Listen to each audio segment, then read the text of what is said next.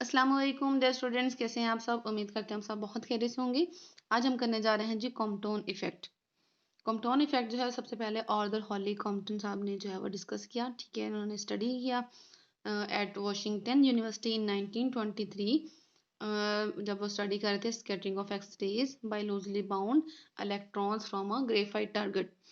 He measured the wavelength of X rays. उन्होंने measure किया कि जो एक्स रे टकराने के बाद स्कैटर होने के बाद जाती हैं उनकी वेवलेंथ जो है वो ज़्यादा होती है as compared to the wavelength of the incident radiations, ठीक है।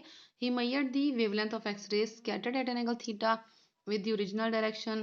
He found that the wavelength lambda s of the scattered x rays is larger than the wavelength lambda I of the incident X-rays. This is known as Compton effect. क्या process हो रहा है कि जब भी radiation जो हैं x raise जो हैं वो किसी मेटल के साथ टकराती हैं और टकराने के बाद जब वो किसी एंगल पे जाके स्कैटर हो जाती हैं तो स्कैटर्ड रेडिएशन जो होती हैं उनकी वेवलेंथ बड़ी होती है, या हम कह सकते हैं उनकी फ्रीक्वेंसी जो है वो पहले से कम हो जाती है। फ्रीक्वेंसी कम होती है तो एनर्जी कम हो जाती है। तो एनर्जी का कम होना या वेवलेंथ का बढ़ जाना, ये जो प्रोसेस है इसको कहते हैं Compton effect.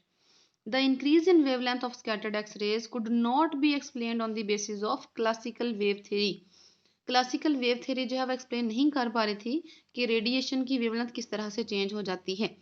कॉम्पटोन suggested that X rays consist of photons. Compton ने ये सजेस्ट किया क्योंकि एक्स रेज जो है वो भी फोटोन्स पे कंसिस्ट करती हैं and in the process of scattering the photon suffer कलियन।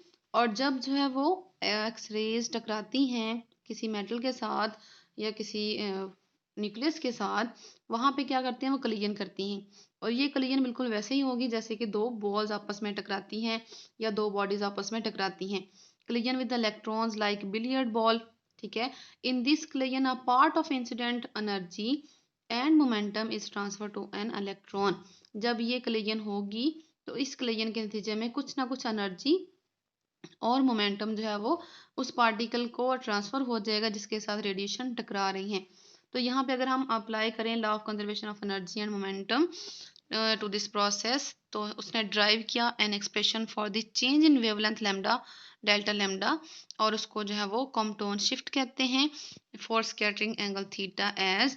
उन्होंने जो है डेल्टा लैम्डा की वैल्यू जो है वो फॉर्मुलेट किया, ठीक है। पूरी कैलकुलेशन की, कैलकुलेशन करने के बाद जो फॉर्मूला निकाला डेल्टा लैम्डा की फॉर्म में, उसको कहते हैं कॉम्पटोन शिफ्ट। और वो जो है आपको यहाँ पे दिखाया हुआ है। Delta lambda is equal to H over M nought C into 1 minus cos theta. M nought क्या है जी, रेस्ट मास इलेक्ट्रॉन का, और H over M nought C ये जो फैक्टर है has dimension of length and is called Compton wavelength. H over M nought C की अगर हम डायमेंशन निकालें तो उसकी डायमेंशन जो है वो लेंथ वाली डायमेंशन आती है, यानी कि मीटर वाली, ठीक है। तो इसीलिए इसको कहते हैं, ये क्या है, is called Compton wavelength and has the numerical value. और इसकी न्यूमेरिकल वैल्यू जो है आप वैल्यूज पुट करें, एच की वैल्यू होती है 6.63 इंटू 10⁻34। मैस ऑफ इलेक्ट्रॉन होता है 9.1 इंटू 10⁻31 और स्पीड ऑफ लाइट है 3 इंटू 10⁻8। जब इसको कैलकुलेट करेंगे आपके पास आंसर आ जाएगा 2.43 इंटू 10⁻12 मीटर। तो कहते हैं if the scattered X rays photon are observed, अगर एंगल थीटा जो है 90 के बराबर हो तो आपको पता है cos 90 जीरो हो जाता है। तो जो इक्वेशन है 19.15 वो बन जाएगी delta lambda is equal to H over M nought C, ठीक है। तो यहाँ पे हम कह सकते हैं delta lambda is equal to the Compton wavelength. H over M nought C को कहते हैं कॉम्पटन वेवलेंथ, ठीक है। डेल्टा लैम्डा को कहते हैं कॉम्पटन शिफ्ट। तो यहाँ पे दोनों चीज़ें बराबर हो जाएंगी अगर एंगल थीटा जो है वो 90 के बराबर हो। तो this equation was found to be in complete agreement with Compton experiment result, which again is a striking confirmation of particle like interaction of electromagnetic waves with matter। यहाँ से हमें नजर आ रहा है कि जो वेव्स होती हैं उनकी पार्टिकल नेचर होती है। वेव्स जो है वो पार्टिकल के तौर पे कंसिस्ट कर रही होती हैं। वेव्स जो है वो फोटोन पे एग्जिस्ट करती हैं। वेव्स जो है वो पैकेट्स ऑफ एनर्जी पे कंसिस्ट करती हैं। तो यहाँ पे कॉम्पटन साहब को भी नोबेल प्राइज दिया गया इन फिजिक्स इन 1927 में इनको मिला है for his discovery of the effect named after him.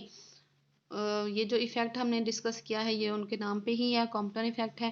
तो इस प्रोसेस को डिस्कवर करने की वजह से उनको जो है नोबेल प्राइज़ मिला 1927 में।